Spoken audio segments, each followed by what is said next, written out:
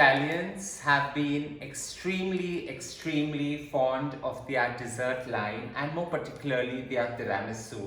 In fact, each house has its own style and unique flavors that they bring about, making their tiramisu extremely unique and different from the others. While I've created way too many tiramisus all through my career, now is the time for the Italians to actually totally condone me. In today's cooking, I'm going to be creating a tiramisu that has great flavors coming together right through strawberries with loads of mascarpone, flavored subtly with slight sense of brandy, and coming together with a shortcrust pastry dough in between. Let's get to creating my twisted version of a tiramisu laden with fruit, accentuating great flavors, yet following the principles that the great tiramisu brings to the table. Let's get to cooking it.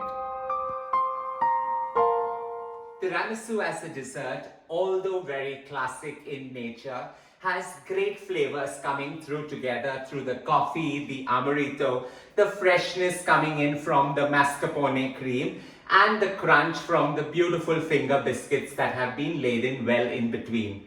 While this is a classic summery kind of a brunch dessert, there are great twists, and it being so versatile, it allows you to play, prod, explore, and get unique ideas coming through. One such idea comes through with the strawberry tiramisu, where you use a strawberry coulis along with the mascarpone and replace the finger biscuits with a shortcrust crumble. To start off, let's get to creating our strawberry coulis now, a simple, easy to create star wonder. I'm going to take half a cup of sugar and put it straight into my bowl with 750 grams of strawberries. So here I have half a cup of sugar, goes into my cast iron pan. With that, I'm going to add these 750 grams of strawberries that I've halved.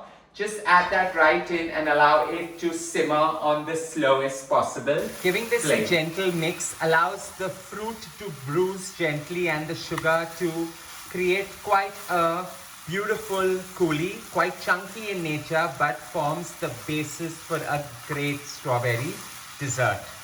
While we allow the strawberries to poach and create the perfect coulis for about 15 to 20 minutes, in the meantime, it's time to start using a little bit of elbow grease and create the perfect sabayon.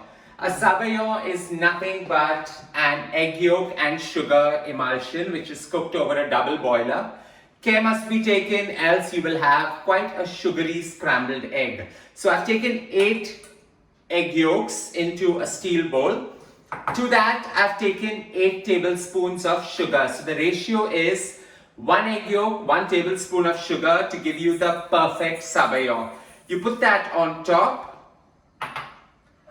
Get your holder and put it over a double boiler, start whisking. So this is the only tedious part of the entire dessert, where cooking this over a double boiler till it forms the most luscious, foamy, saffrony yellow emulsion in about 15 to 20 minutes. So here I go whisking away.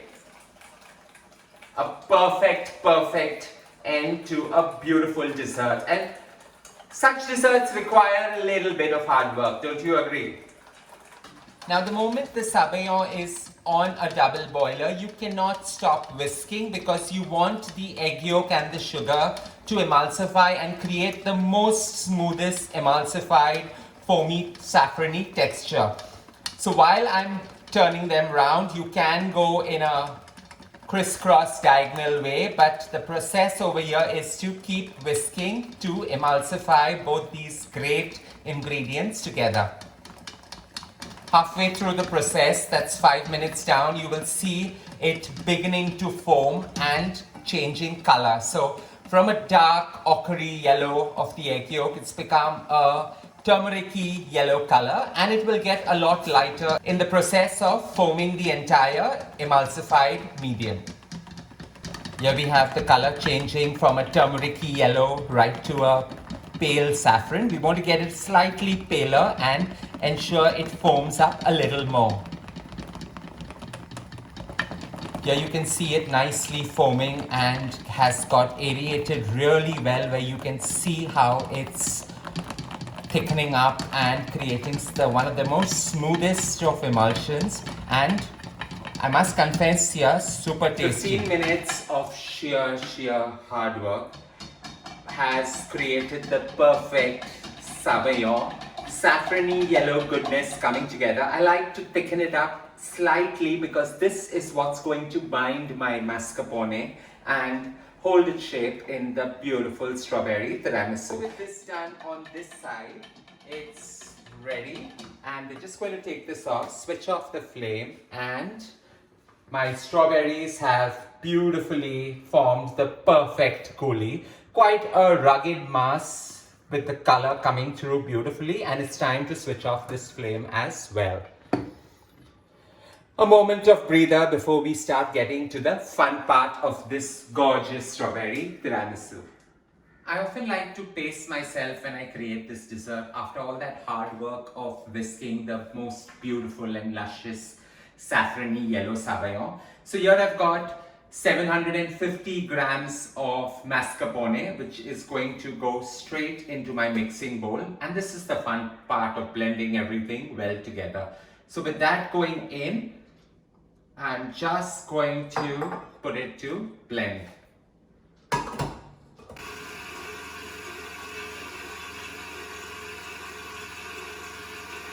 Whisking the mascarpone gives it the most smoothest of textures.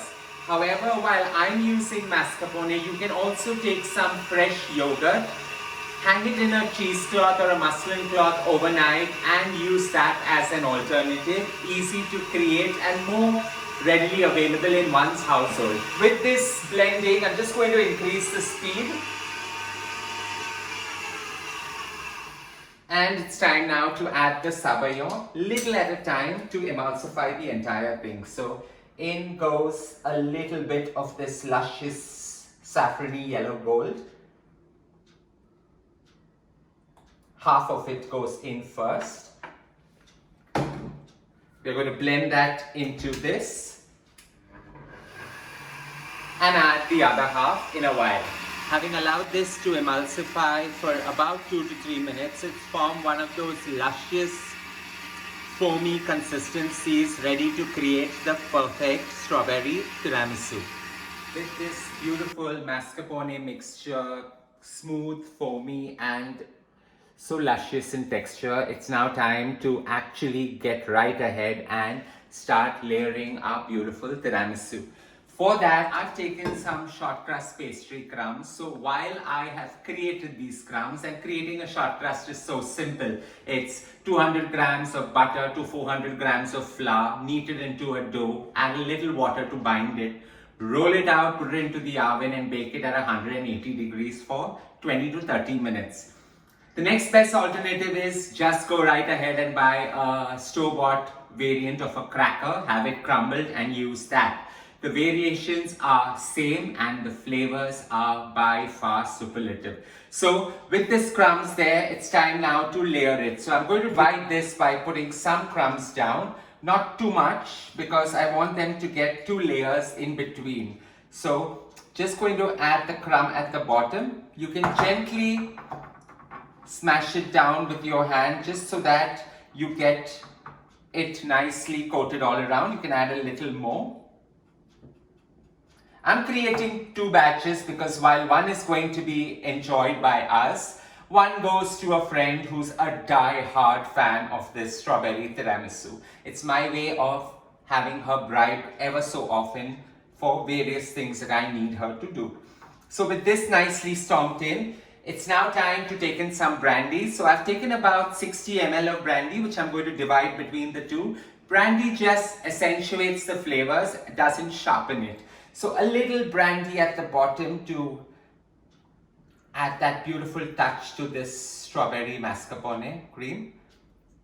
On this one as well. A little down at the bottom, not too much. Ensure it's gone to right corners and everywhere. And our strawberry coulis that we had created and cooled. So that, while it's got the chunky strawberries, go right down as well. So we do not want to mix this with the mascarpone and create a pinky colored foam. I'd rather ensure that it has quite a marbly effect on the entire tiramisu. It's time now to add a small layer of this gorgeous mascarpone cream. Let it form quite a cloudy blanket over the strawberries.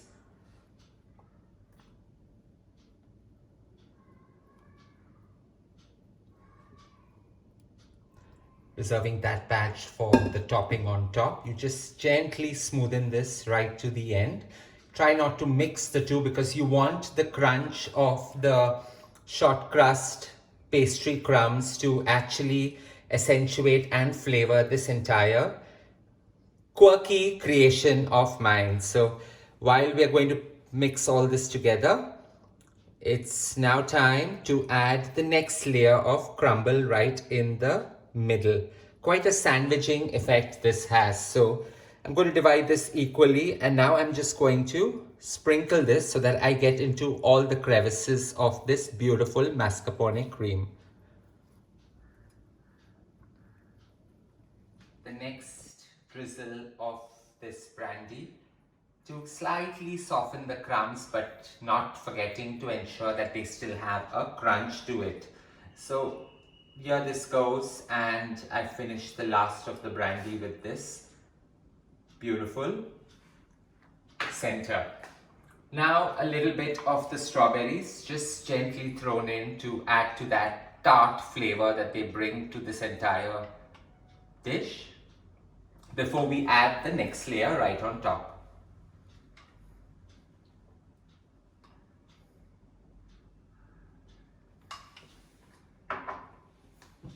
Now we divide the mascarpone cream in between two and allow it to nestle beautifully on top. Half goes there, and I'm not going to waste any of this, so just scrape the whole thing through and through and pour it right on top over here. Now, while technically a tiramisu always has a coffee cocoa dust right on top to give you that beautiful dark burst of flavor that comes through, I'm going a little rogue here with this beautiful coulis. So while I've just allowed the fruit to mash up a bit, I'm going to take a ladle and gently swirl it over here on top and allow it to mix along with this, creating quite a pink marbly effect right on this tiramisu. The next one goes over here.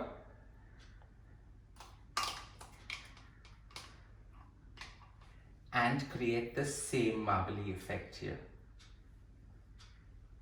This goes into the refrigerator for at least 2 hours to settle, and it's ready to be enjoyed.